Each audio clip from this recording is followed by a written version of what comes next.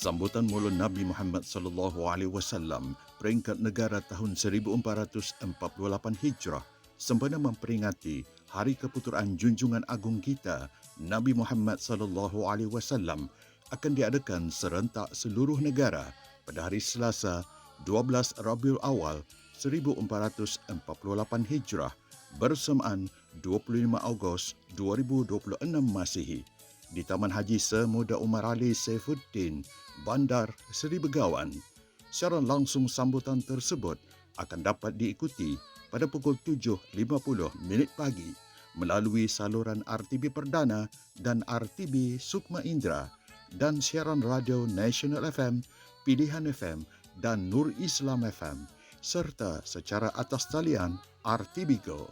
Sama-samalah kita beramai-ramai memperbanyakkan selawat serta salam ke atas baginda sallallahu alaihi wasallam. Semoga kita semua akan mendapat rahmat Allah Subhanahu wa taala dan mendapat syafaat baginda sallallahu alaihi wasallam.